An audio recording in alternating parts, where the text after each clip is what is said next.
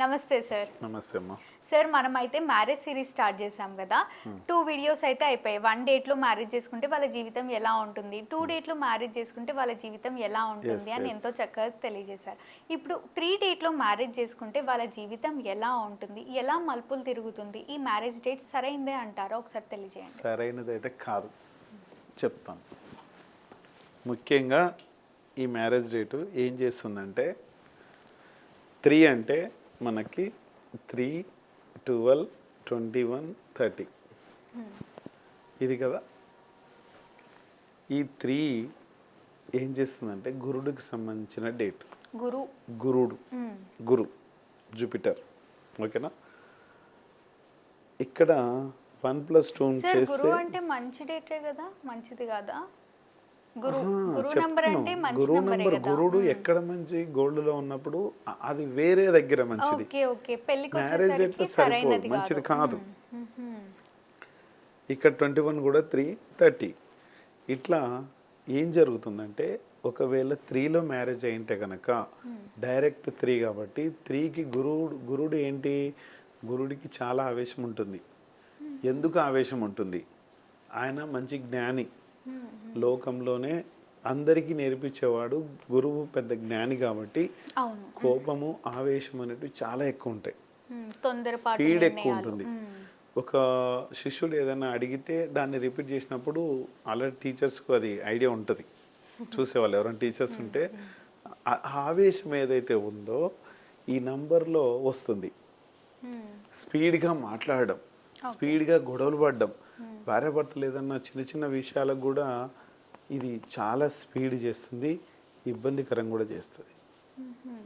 అంటే దీనివల్ల ఏదన్నా వస్తువులు కొనాలన్నా, ఇంకేదైనా కారు కొనాలన్నా, ఇల్లు కొనాలన్నా, ఏదన్నా వ్యాపారంలో పెట్టుబడులు పెట్టాలన్నా ఏదైనా కూడా స్పీడ్గా తీసుకెళ్ళి లాస్ చేస్తుంది. లాస్. ఓకేనా. ఇది 3 వరకు. 12 కూడా 3 కదా. ఈ రెండింటిని కూడా మనం డివైడ్ చేసి మాట్లాడుకోవాలి. ఇక్కడ ఈ రెండు పవర్స్ ఉంటాయి ఇప్పుడు వీళ్ళ మ్యారేజ్ డేట్లో.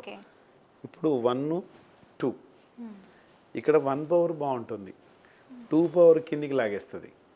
ఏం చేపిస్తుంది? 1 మిమ్మల్ని మంచి పొజిషన్కి తీసుకొస్తుంది, మంచి పవర్లోకి తీసుకొస్తుంది, అన్ని విధాలుగా బాగుంటుంది. 2 ఏం చేస్తుంది అంటే షూరిటీలు పెడదామా, గ్యారెంటీలు పెడదామా, అప్పులు ఇద్దామా, లేకుంటే ఆపదలు మనల్ని ఆదుకుందామా, నా ఫ్రెండ్ వస్తాడు ఫ్రెండ్ని ఆదుకుందామా అని ఇలా ఈ 1కు నేర్పిస్తూ ఉంటుంది. ఏం చేస్తుంది? 1 వింటుంది, విని మళ్ళీ సేమ్ ఈ 3లో వచ్చినవన్నీ కూడా సేమ్ మళ్ళీ ఇక్కడికి వస్తాయి. వచ్చిన తర్వాత అదే ఆవేశము అదంతా చేసి ఇక్కడ కూడా వీళ్ళు కూడా లాస్ అయిపోయే ఛాన్స్ ఉంది. ఎక్కువ శాతం పెట్టుబడులు, మనీ, వీళ్ళకి మనీ రాదని కాదు, వస్తుంది. వస్తే వీళ్ళకి వీళ్ళే లాస్ చేసుకుంటారు, వీళ్ళకి వీళ్ళే ఏదో రూపంలో లాస్ చేసుకుంటారు. ఆవేశంగా మాట్లాడడం కానీ అది అనర్థాలు తెచ్చుకుంటారు. సేమ్ ఇప్పుడు ఇక్కడ 1 పవర్ ఎక్కువ ఉంది, ఇక్కడ 2 పవర్ తక్కువ కదా. ఇక్కడ 2 పవర్ ఎక్కువ. ఎవరు వచ్చి ఏది అడిగినా కూడా పోలాశంకరులాగా దానకరులాగా ఇచ్చేస్తూనే ఉంటారు. కావాలంటే చూసుకోండి, ఇక్కడ ఏ మంత్ వచ్చినా సరే, ఎప్పుడు చేసుకున్నా సరే దీనికి ఇలా చేస్తుంది. 1 పవర్ ఏంది, ఇంకా సైలెంట్గా ఉండిపోతాడు. ఇక్కడ పవర్ 2 పవర్ వచ్చేసింది కాబట్టి ఇక్కడ ఈ 2 కలిపితే మళ్ళీ సేమ్ ఇదే వస్తుంది. ఇక్కడ 3కి ఉన్న పవరే ఈ 30కి కూడా ఉంటుంది. కాబట్టి మెయిన్గా లాసెస్ అనేటివి చాలా ప్రాబ్లం క్రియేట్ చేస్తాయి. దీనికి పెట్టుబడుల విషయంలో కావచ్చు, మీరు ఒకవేళ జాబ్లో ఉంటే కనుక మంచి లీడర్షిప్ పొజిషన్ ఉంటారు, టీమ్ లీడర్ పొజిషన్ ఉంటుంది, బాగానే ఉంటుంది. కానీ ఏదో విషయంలో కోపతాపాల విషయంలో ఎక్కడో గొడవలు ఏదో ఒకటి అయ్యి ప్రాబ్లం పడే ఛాన్స్ చాలా ఎక్కువ ఉంటుంది. దీనివల్ల కొద్దిగా నియంత్రించుకుంటే కనుక ఖచ్చితంగా బాగుంటుంది. లేదు సార్ మేము ఈ నియంత్రణలు ఇవన్నీ మాకొద్దు, దీనికి ఏమన్నా ఆప్షన్ ఉందా అంటే ఏప్రిల్ 19th రోజున రీమ్యారేజ్ చేస్తున్నాం.